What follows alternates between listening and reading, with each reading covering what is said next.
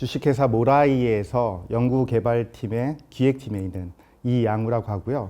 더불어 상명대학교 감성공학과의 연구원으로도 재직하고 있습니다. 그래서 오늘은 여러분들께 이런 귀한 시간에 오셨는데 그래도 뭐 하나 내가 좀 건져가야 되겠다. 그리고 뭐 하나 진짜 이 주제가 게이미피케이션인데 게이미피케이션하고 연관된 뭘 좀 해야 되겠다라는 걸 저는 좀 말씀드리고 싶어요. 그 중에 하나가 게이미피케이션은 제가 솔직히 이렇게 오래전에 들어본 용어는 아니거든요. 근데 상당히 한 2, 3년 전? 뭐 한 3, 4년 전에 그 얘기를 듣고 모든 게 일상이 게임화 시킬 수 있구나. 그런 생각을 좀 가졌었고요. 두 번째는 감성공학하고 너무나도 유사하구나. 감성이란 게.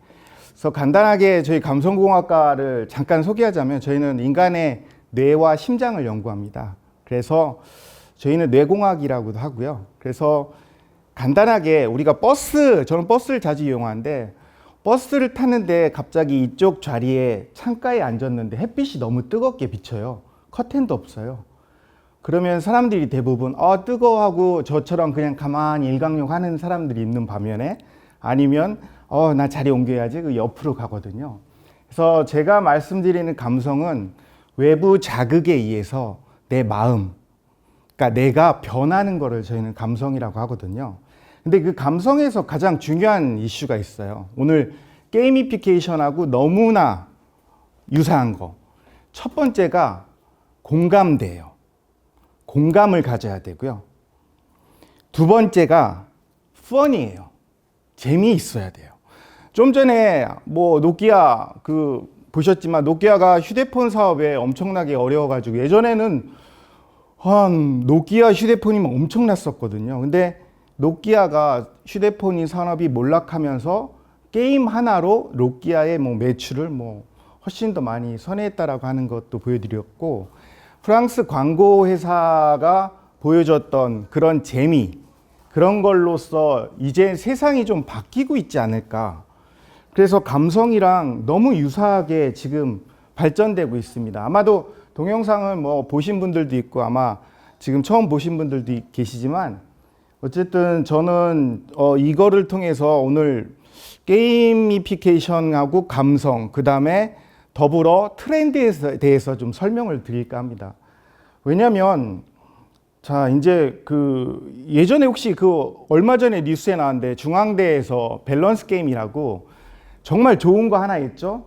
뭐냐면은 누군가가 쓰레기통에 버려야 될 이런 음료수라든지 박스라든지 이런 걸 뚜껑채 다 위에다 올려놨는데 어떤 분이 그거를 투표로 해가지고 이쪽 투표는 빨대를 놓고 이쪽 분들은 이제 컵 홀더를 놓고 그렇게 해가지고 그런 쓰레기의 어떤 배출을 재미있는 게임화 시켜가지고 바뀌었다라는 얘기를 좀 들었는데요.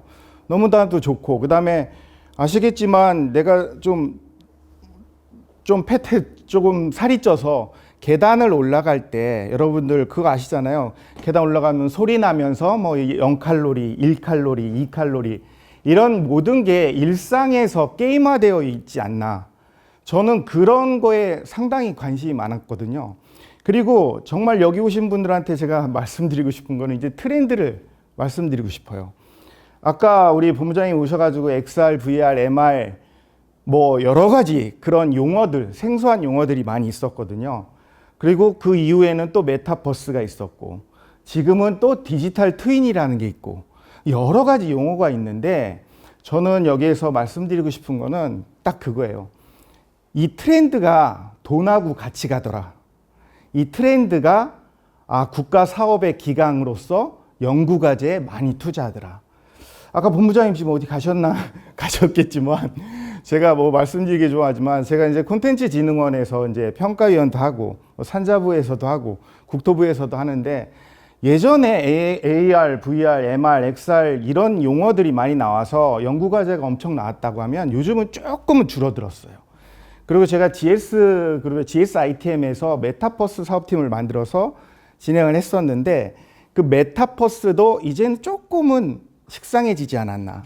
그 이유가 뭐냐면 계속해서 이게 바뀌어요. 정부 사업이 이번에는 XR, VR, MR 하자. 그러면 산자부도, 국토부도, 심지어 문체부에서 스포츠 이 분야까지도 XR, VR, MR을 엄청나게 많이 하고 있었거든요. 그런데 이제는 조금 줄어드는 것 같아요. 그러면 이제는 뭐가 뜨냐?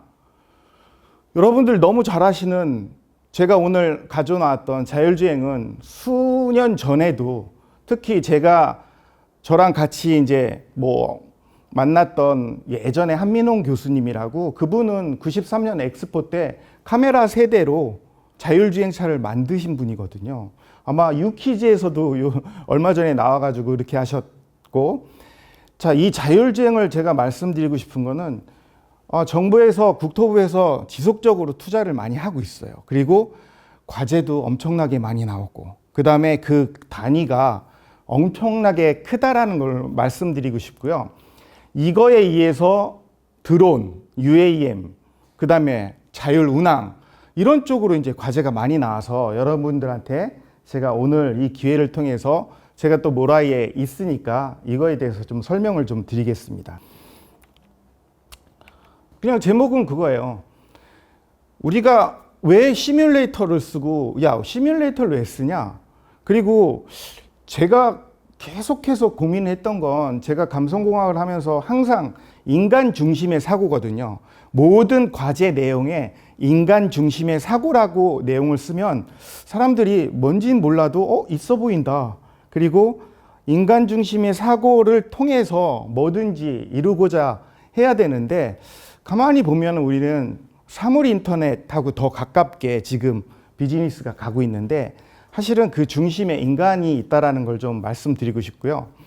오른쪽에 보면 자율주행차가 자율주행 중 사망사고, 테슬라 운전자 살인죄로 기소했다는 건 미국의 통계인데 우리나라는 아직 법제화가 안 돼 있어요. 왜냐면 내가 만약에 자율주행차를 끌고 가가지고 사고가 났어. 그러면 국토부나 경찰청에서 오겠죠.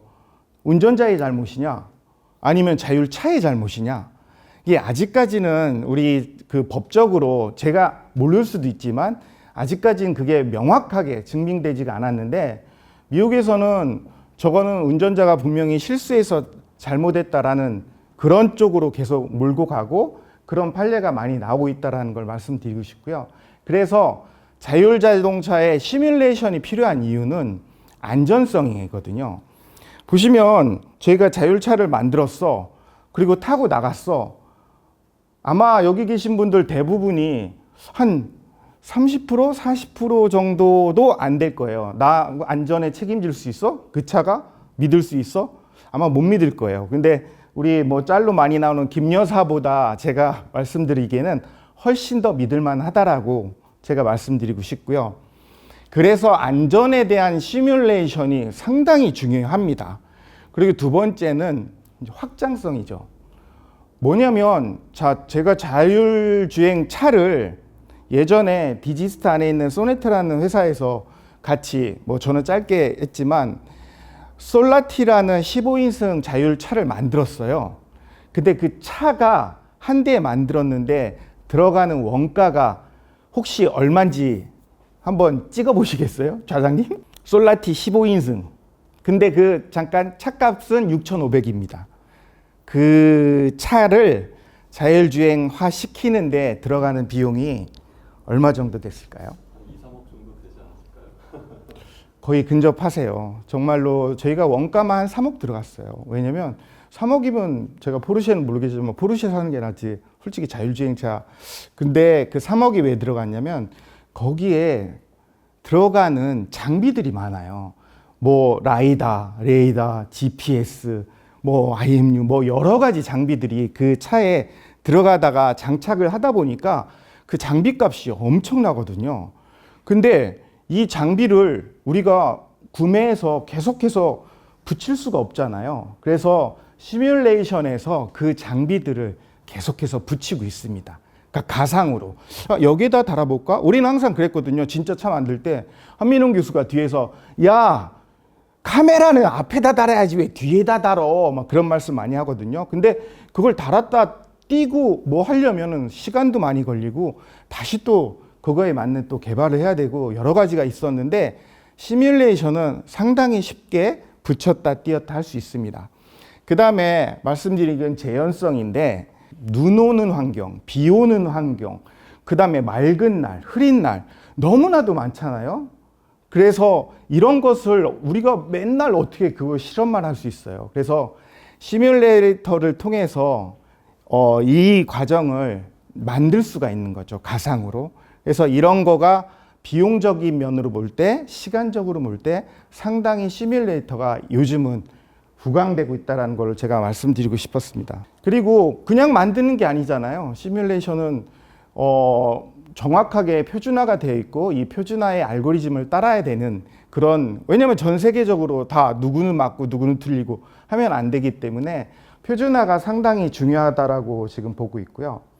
그래서 벤츠라든지 뭐 이쪽 시뮬레이션 하는 쪽에서는 열심히 지금 뭐 이거의 뭐 장표에 보면은 열심히 이런 가상화를 통해서 상당히 실험이나 테스팅을 지금 많이 하고 있습니다. 자, 그러면 왜 모라이를, 왜 감성과 게이미피케이션에 제가 이 자료를 가지고 왔냐면, 보시면 아까도 보셨지만 자율차도 사실 기계들이, 우리는 V2V라고 해서 비클 투 비클이라 가지고 차간 거리를 유지할 때 센서로 차들에 계속 통신을 하고 있거든요. 그 다음에 사람이 차에 탔는데 이거를 운전을 안 하지만 그래도 사람의 그 어떠한 생체 신호, 아까 말씀 많이 하셨는데 진짜로 사람에 대한 정보를 계속해서 데이터하고 트랜잭션 하고 있거든요. 그래야지만 안전성이란 걸 확보하기 때문에 차 한 대만 나갔을 때 거의 뭐 제가 알기로는 360만 개 정도의 데이터가 계속 왔다 갔다 하고 있습니다. 그래서 모라이에서는 지금 보시면 아이다스 자율주행부터 그 다음에 UAM, 항공, 드론, 그 다음에 뭐 로보틱스, 그 다음에 뭐 리모트 컨트롤, 그 다음에 자율운항, 그 다음에 요즘은 군사, 워게임까지도, 왜냐면 실제 군인들이 나가서 싸울 수가 없잖아요. 그리고 탱크나 장갑차를 어디에 배치하고 어디에 도로에서 할 수 있는지에 대해서는 상당히 많이 하고 있습니다. 이렇게 뭐 지금 모라이에서 진행하는 그 과제들인데 이 과제들이 대부분 국토부에서 많이 쓰고 있고요. 저희 코리안 뭐 시티라고 있는 거는 지금 상암동 기준으로 상암동에서 요즘 자율주행차 많이 운행하고 있거든요. 그리고 나머지 이제 버추얼 데이터라든지 심지어 뭐 라스베가스라든지 그다음에 달에 착륙선을 내려갔다고 가정하고 거기에다가 센서를 다 붙여보는 거예요. 그럼 이 차가 움직이는지 안 움직이는지 활동을 되는지 안 되는지 여러 가지 이제 얘기가 나오는 거죠. 잠깐만 저희들이 하는 거를 한번 보여드릴게요.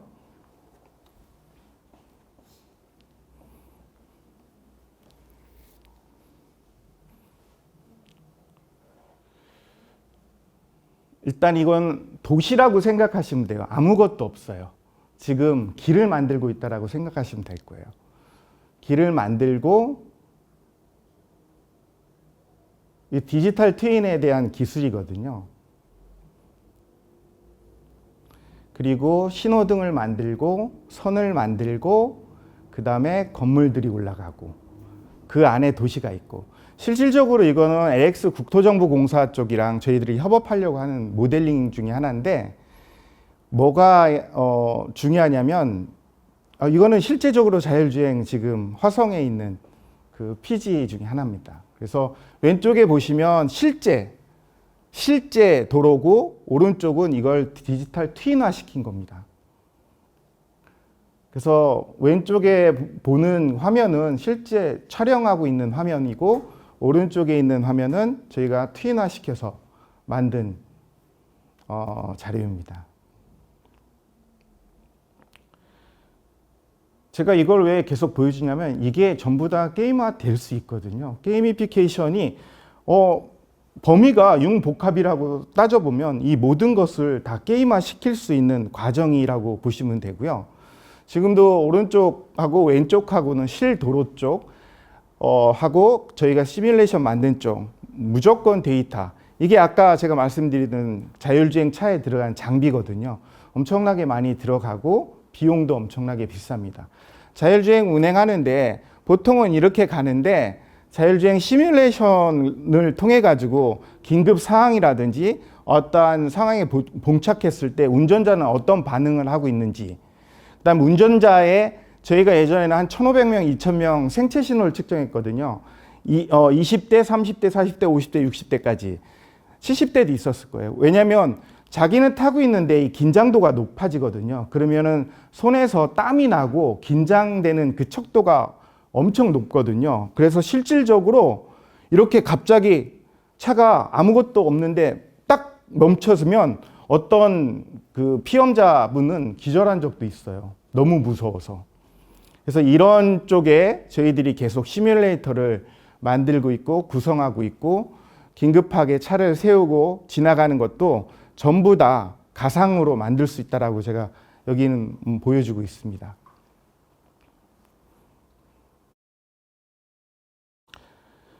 저기 뭐 믹스드 리얼리티 테스팅이라고 해가지고 전부 저희들이 테스팅하면서 보여주는 그 시뮬레이션을 지금 보고 계신 거고요. 이 자료는 전부 다 이게 데이터화 시켜가지고 데이터에 인입되면서 진행하고 있는 거를 제가 잠깐 보여드렸습니다. 센서가 중요하죠. 당연히. 센서가 어떤 센서를 붙이는 거에 따라서 버추얼 센서 데이터라고 하잖아요. 그 버추얼 가상의 센서를 아까도 말씀드렸지만 차에다가 무한대까지는 아니더라도 유사하게 붙여가지고 센서 테스팅을 할 수 있고요. 그 센서를 붙여가지고 진행할 수 있다라고 보고 있습니다. 그리고 가장 중요한 게 뭐냐면 데이터를 어떻게 게더링할까? 트래픽 상황, 장소, 그 다음에 날씨의 변화, 그 다음에 속도, 그 다음에 시간, 이런 여러 가지 환경이 해가지고 아까도 계속 말씀드렸지만 시나리오가 엄청 중요하거든요. 아마 저는 게임 개발자는 아니지만 게임 개발할 때 물론 그런 스킬이나 뭐 다른 것도 엄청나게 중요하지만 제 생각에는 저희는 시나리오를 상당히 중요하게 생각하거든요. 어떠한 시나리오를 쓰고 어떠한 시나리오를 이거를 구현할 수 있을까, 그런 거에 대해서 훨씬 더 많이 좀 고민하고 있는 편입니다. 이거는 실제적으로 저희가 데이터를 만드는 건데요. 지금 사실 너무 빠르게 이 도로 맵을 만들 수가 있어요. 저희가 보면은 이 맵 자체를 저희들이 정한 미션에 따라서 클릭만 하면 만들 수 있기 때문에 모라이가 가장 강점이 뭐냐면 이런 맵 지도를 쉽게 빠르게 만들 수 있다는 거가 그렇고요. 그런 맵을 만들어서 이 안에서 테스팅을 하고 이 맵에 변동시킬 수 있고 그다음에 이 맵을 변화시킬 수 있는 이런 사실 좀 진입장벽이 높은 기술을 보유하고 있다라고 자부하고 있습니다. 근데 이게 왜 또 그 감성 쪽이랑 연관되냐면 이런 거 하나하나 만들 때도 사실 인간의 그 사고, 감성이 상당히 여기에 인입되어 있거든요. 그리고 이게 별거는 아니겠지만 이것을 분명하게 게임화 시켜서 어떤 분야에 이 분야를 게이미피케이션이라고 명명하면 너무 좋을 것 같다라는 생각을 좀 갖고 있고요. 그래서 쉽게 도로를 생성하고 만들 수 있는 이런 과정을 저희들이 보여드리는 거고요. 이게 오리지널 시나리오, 아까 이게 이제 에디트, 아까 변동했던 에디트 시나리오인데요. 이것을 그렇게 짧은 시간 안에 만들 수 있다는 것은 상당히 큰 기술이라고 저희는 보고 있고요. 그래서 시나리오 변동도 이 툴 안에서 잘 할 수 있다라고 지금 보고 있습니다. 그래서 대충 아까 번에도 말씀드렸듯이 조금 눈치채셨겠지만 똑같은 화면입니다. 그런데 어떤 데는 밤이고 어떤 데는 흐리고 어떤 데는 흐리지만 좀 밝고 어떤 데는 완전 깜깜하고 이런 동일 기준에 따른 환경의 변화를 주고 여기에 따른 데이터를 계속 게더링할 수 있거든요. 그리고 이거를 가지고 이제 인간이 어떻게 변화를 할 수 있는지, 인간의 감성이 어떻게 이 데이터를 받아들일 수 있는지 이런 거에도 훨씬 더 에디션하게 지금 연구 개발하고 있는 부분입니다. 저희가 봤을 때 트렌드가 이제 이쪽으로 가는 것 같아요. 그럴 수밖에 없어요. 아까도 VR, XR, MR 제가 콘진원에서 평가했을 때 사업비가 얼마였냐면 3년에 해봤자 50억, 60억, 정말 커봤자 100억 정도 되는 게 컨소도 한 4개, 5개 모였는데 국토부의 자율주행 쪽에 한번 나가면 200억, 300억 이 정도로 발주가 되고요. 조금 큰 규모라 생각하면 1000억이 넘는 게 훨씬 더 나오거든요. 분명히 변하고 있어요. 과제 비용.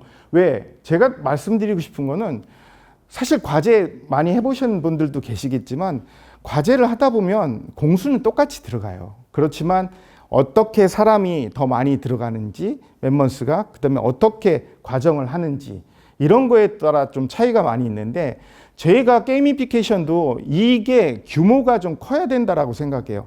조금 이따가 제가 게이미피케이션에 대한 장단점을 좀 말씀드리고 싶은데요. 저는 일단 이 트렌드를 게이미피케이션도 분명하게 따라가야 된다라고 생각됩니다. 그래서 말씀드렸던 자율주행, 요즘은 에어예요.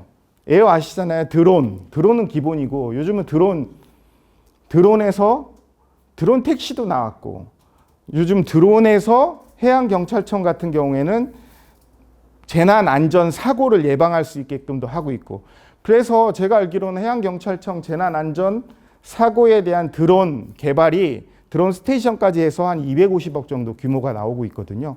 단일 종목의 드론이 그 정도로 나온다는 거죠. 로보틱스나 물류 쪽에서는 이제는 뗄래야 뗄 수 없는 관계가 됐어요. 예전에 스타벅스에서 저한테 얘기했던 게 뭐냐면 우리 콩이 엄청나게 많아, 커피 콩이. 근데 그거를 사람들이 계속 운반하다 보니까 힘들어. 로봇 만들어줘.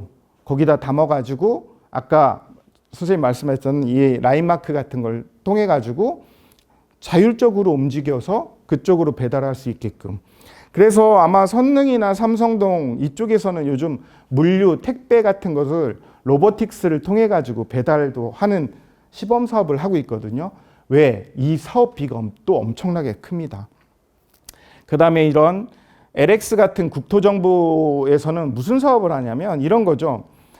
혹시 제주도 가보셨지만 제주도 카카오 다음에 그 위치에 있던 첨단 1단지가 엄청나게 좋습니다. 환경도 좋고. 그래서 제주도는 첨단 2단지를 그 옆에다 만들려고 하고 있어요. 그런데 그 첨단 2단지는 지금 숲도 많고 풀도 많고 아무것도 없거든요. 그래서 모델링을 첨단 1단지를 트윈화 시켜가지고 거기를 내가 이렇게 도로를 이렇게 내보고 야 버스를 붙이니까 안 될 것 같아. 버스를 좀 떼보자. 야 그리고 야 도로는 이렇게 놔야지. 왜냐하면 건물들이 이렇게 들어오니까. 그런 여러 가지 트윈화를 시키고 있기 때문에 아마 스마트 시티 사업에도 엄청나게 큰 이슈를 되지 않을까 싶고요. 자율운항은 예전에 저희가 뭘 했냐면 엄청나게 큰 배가 도선사가 계시는데 그분이 급여 연봉이 엄청나게 세거든요. 물론 그분이 없어서는 안 될 분이에요. 정말 훌륭하신 분인데 이 엄청나게 큰 유조선이나 배를 한마디로 파킹할 때 되게 어려운 점이 많거든요. 그런데 라이다를 저희가 50개를 박았어요. 그리고 그 라이다를 통해서 이 배가 안전하게 주차할 수 있도록 그런 시스템을 자율운항 쪽에서 이미 시도하고 있고요.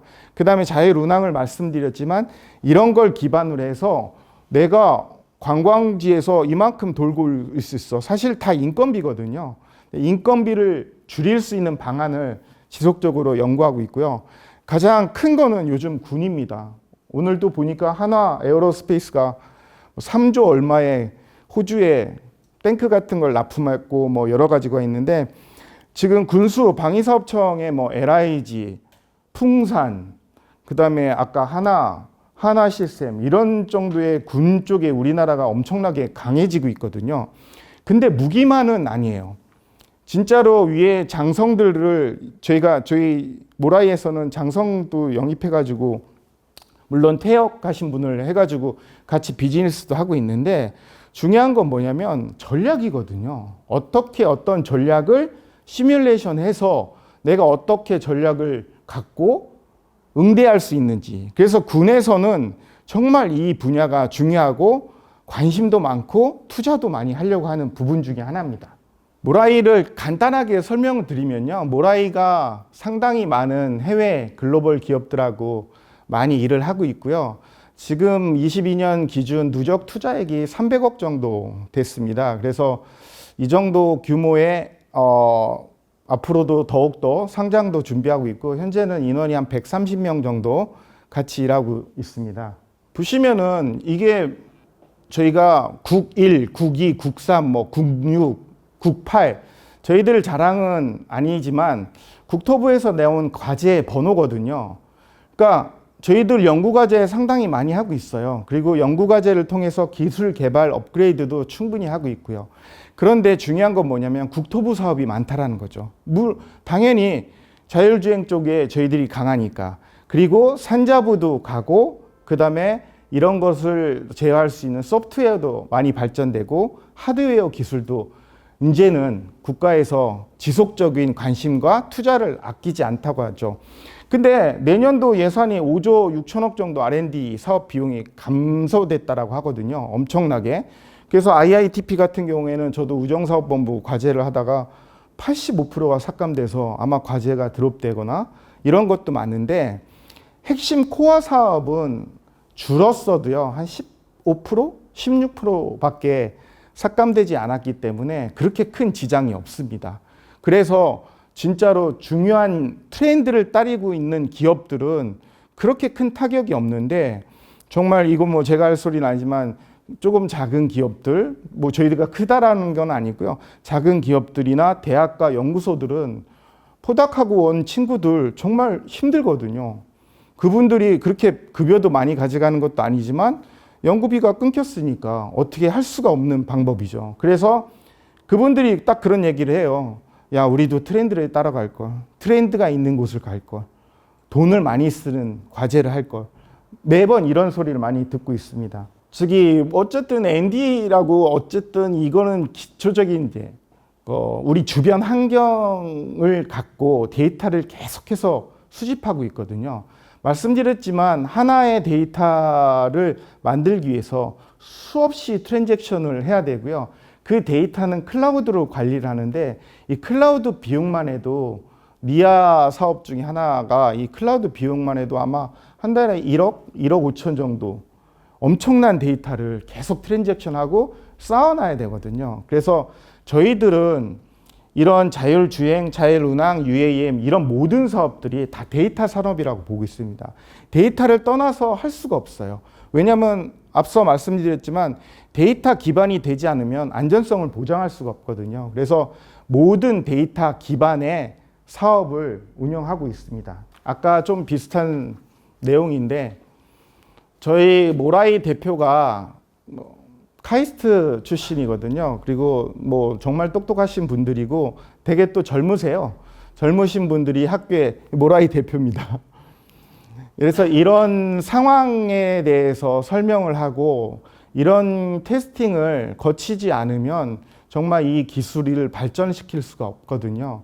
그래서 수많은 저 위에 라이다, 레이다가 트랜잭션을 하면서 내가 어떻게 가야 될지 어떤 방향으로 해야 될지 지금 말씀드리는 이런 모든 상황이 다 데이터로 만들어지고 데이터로 시뮬레이션을 할 수 있다라고 제가 보여드리고 싶어서 이 자료를 가져왔고요.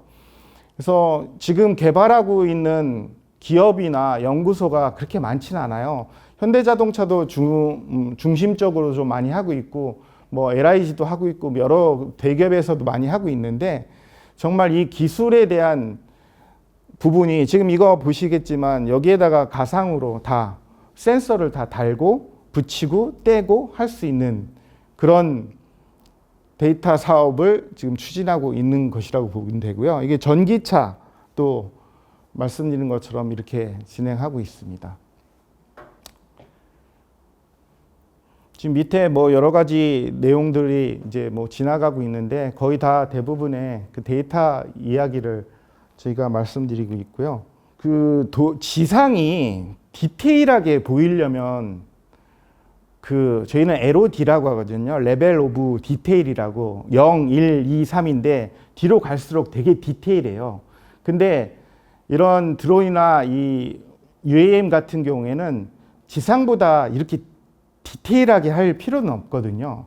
그래서 상당히 쉽다라고 얘기하지만 이런 항공 부분에 있어서도 시뮬레이션에 대한 부분이 되게 저희들이 준비를 많이 하고 있고, 다시 말씀드리지만 여기에 대한 과제 비용도 엄청나게 크게 나오고 있습니다. 그래서 저는 이 트렌드를 지속해서 말씀드릴 수밖에 없습니다. 그래서 아까 말씀하셨지만 저 엄청나게 큰 비행기의 매뉴얼을 메타버스나 디지털 트윈화 시켜가지고 하나씩 매뉴얼화 시키는 작업도 제가 아는 교수님이 과제로 진행하고 있고요.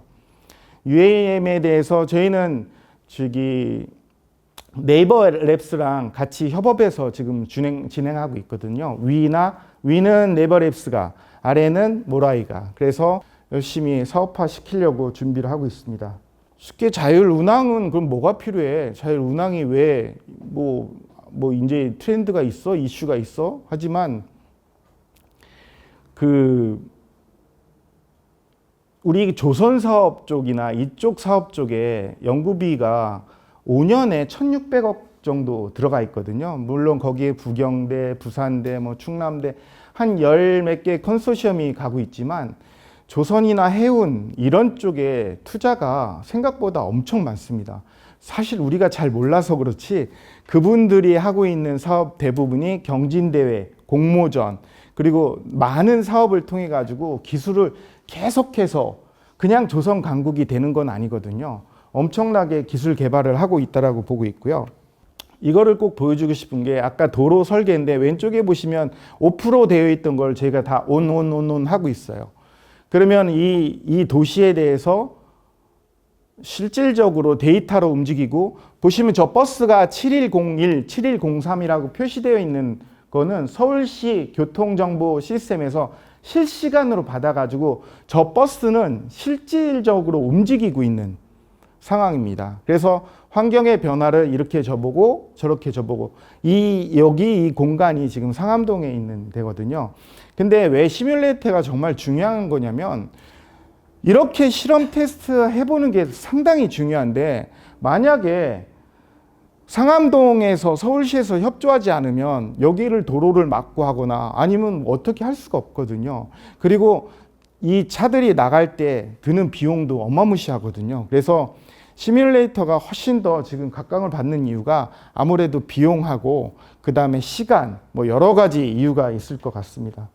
로보틱스고요. 밑에 당연히 데이터 기반으로 움직이는, 나중에 이게 어떠한 방법으로 쓰이고 활용할 수 있을지, 그래서 여러 가지 지금 저희들이 고민을 많이 하고 있는 것 중에 하나고요. 이미 캘리포니아나 저쪽 미국에서는 당연히 이걸 가지고 사업화도 많이 하고 있고 실질적으로 많이 운용을 되고 있는 걸로 저는 알고 있습니다. 어떻게 보면은 모라이가 어떤 사업을 하고 있고 어떠한 내용을 지금 하고 있다라고 전달 드렸는데요. 사실은 그 안에서 오늘 이렇게 귀한 시간 오셔가지고 왜 여기를 왔겠어요? 여러분들은 분명히 게이미피케이션이라는 그 용어 하나만 듣고 오셨을 거예요. 게이미피케이션이 이제는 VR, MR, XR보다 훨씬 더 좋은 과제로서 아니면 트렌드로서 발전이 분명히 될 것 같다라는 생각은 저랑 똑같거든요.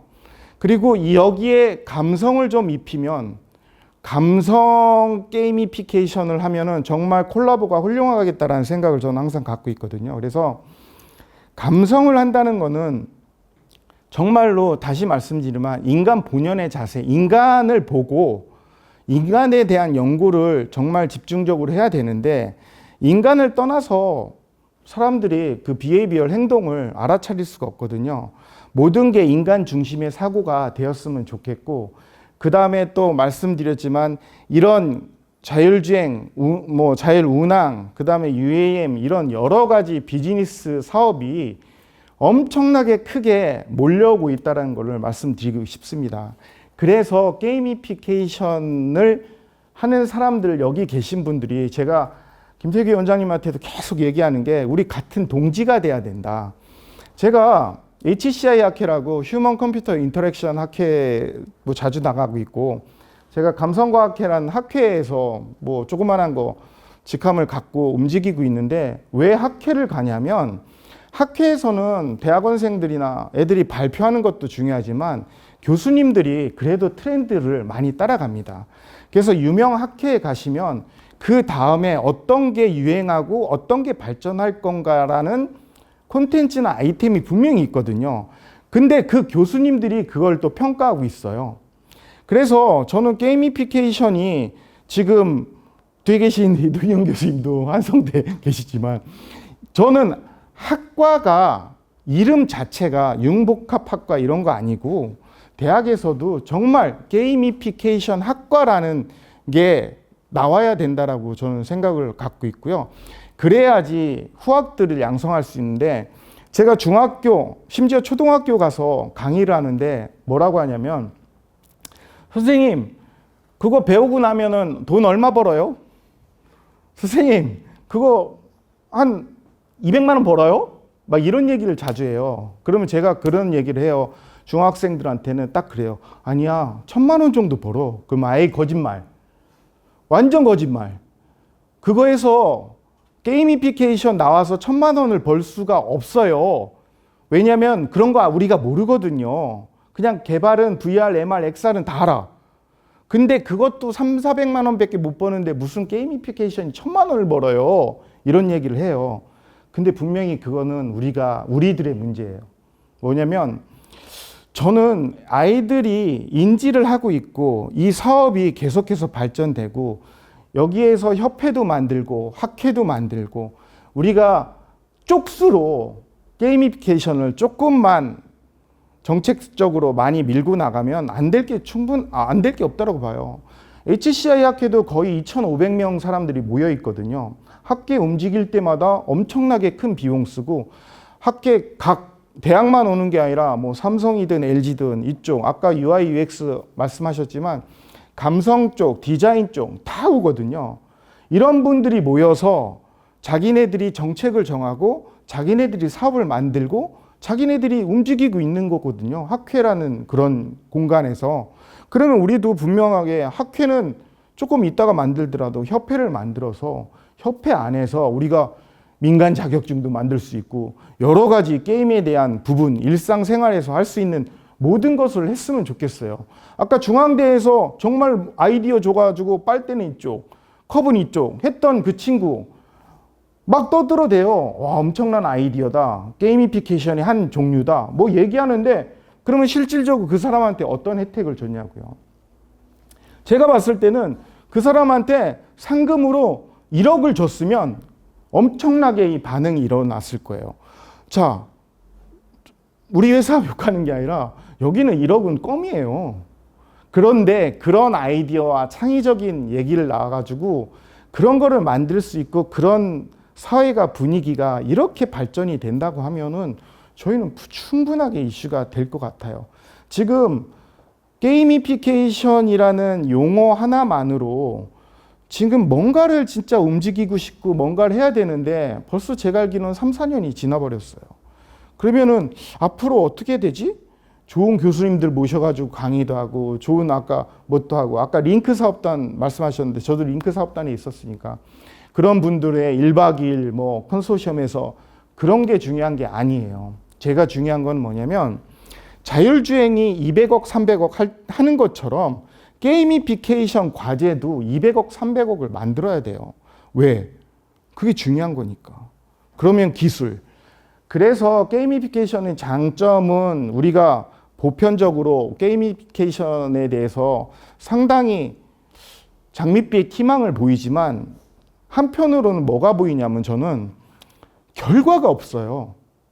게이미피케이션 그래? 했어. 그거 어쩌라고. 아까 그 앵그리버드 했어. 재밌어. 좋아. 그래서 노키아보다 앵그리버드가 더 많이 팔렸어? 근거는 없어요. 마케팅의 한 일환이죠. 그리고 아까 뭐 자전거로 타가지고 생수가 더 많이 팔렸어? 많이 팔렸겠죠. 하지만 그거의 전부는 아니잖아요. 저희는 게이미피케이션이 그냥 흔하게 얘기하는 그런 그 용어가 아니고 그냥 일반적인 단어가 아니라 게이미피케이션으로 했더니만 결과가 이렇게 나왔다. 라는 거를 보여줄 수 있어야 되거든요. 그러려면 개발자도 기획자도 아까 말씀하셨던 뭐 VR, MR 이런 모든 사람들이 여기에 투입해서 내가 이걸 했더니 이렇게 나왔더라. 저는 그거를 기대하고 있고 앞으로 올해는 지났지만 내년 또 후년 4회, 5회 정도 가면 이 게이미피케이션 이 여기가 제가 생각할 때는 한 1000명 정도는 모아야 되지 않을까. 그냥 제 꿈이지만 그렇게 좀 믿고 싶고 그렇게 진행하고 싶습니다. 자, 여기서 제 강의는 마치도록 하겠습니다. 감사합니다. 이제 비용이라든가 이런 것들이 굉장히 절감되고 시간도 단축되고 하는데 이 자율주행이라는 게 결국에는 이 사람 생명이 좀 직결된 문제잖아요. 근데 실제 환경하고 그 어떻게 보면 이 시뮬레이션 환경하고 뭔가의 차이가 있어가지고 그런 데에 대한 불안감 같은 건 조금 있거든요. 그렇죠, 그렇죠. 그런 것들은 어떻게 그걸 뭐 해소를, 인식하고 네네. 어떻게 그걸 개선해 왔는지 그런 내용들이 좀 궁금하더라고요. 화성에 가보면 화성하고 대구에 PG라고 프로빙 그라운드라는 차 실험 장소가 있어요. 그리고 특히 화성은 교통안전공단 카트리 안에서 진짜 차를 똑같이 놓고 화면으로 놓고 시뮬레이터를 그러니까 차가 안에 들어가 있어요. 그 다음에 화면으로는 시뮬레이션을 막 돌리는 거죠.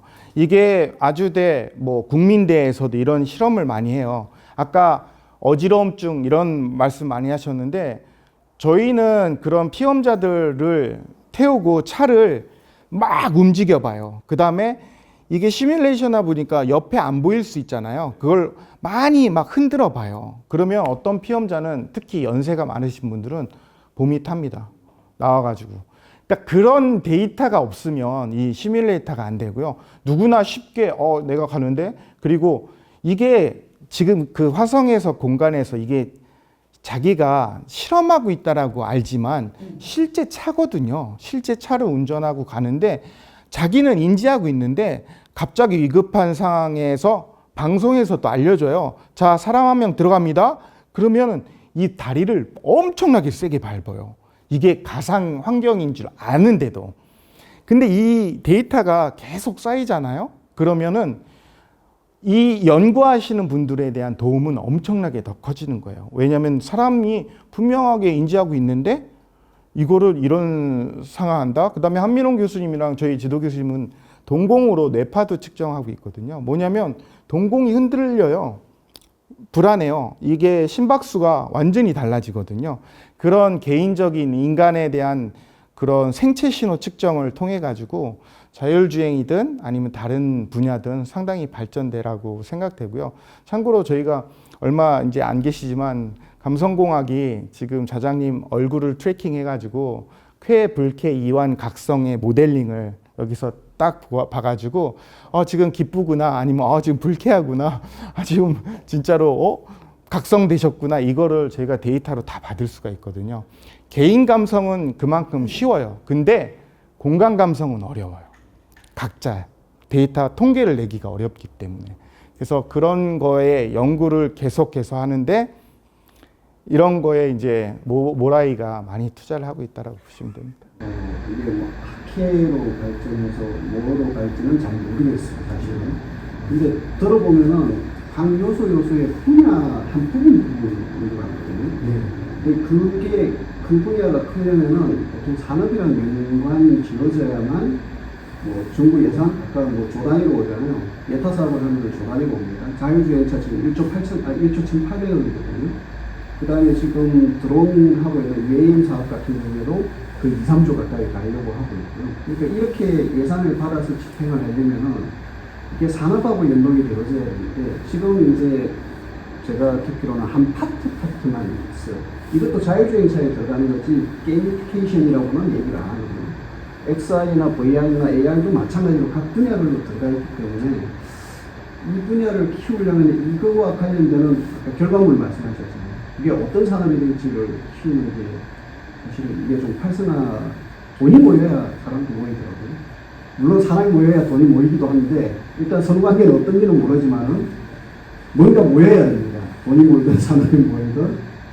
맞습니다. 너무 진짜 좋은 말씀하셨는데 뭐냐면 자율주행 차가 그래서 이렇게 많이 투자했는데 정말 지금 나와야 될 거 아니에요. 그리고 우리는 이미 자율주행 차를 타고 다녀야 된다라고 보고 있거든요. 현대자동차가 이런 얘기를 해요. 앞으로 나는 자동차를 팔지 않겠다. 자동차는 무조건 리스예요. 이제는 뭐냐면 우버라든지 그랩이라든지 이쪽이 최대의 고객이거든요. 왜? 개인이 이제 뭐 놀러 갈 때 내가 그냥 우버 부르면 차가 자율주행 차가 와서 가는데 왜 내가 개인이 차를 보험 내고 필요해? 현대자동차가 갖고 있는 생각은 그건데 그러려면 그 기술이 거기까진 가야 되잖아요. 그러니까 결과물이 아직도 안 나오고 있고 우리나라뿐만이 아니라 외국도 안 나오고 있는 거라고 저는 보고요. 정말로 또 잘 말씀하신 게 드론 사업도 마찬가지예요. 드론이 너무 좋아. 근데 지금 배터리조차도 하나도 이게 완성되고 있지 않거든요. 산업이 발전되게끔 하려고 R&D 비용을 그만큼 쓰는데 산업하고 R&D랑 별개로 가면은 이거는 안 된다라고 정말 좋은 지적해 주셨습니다.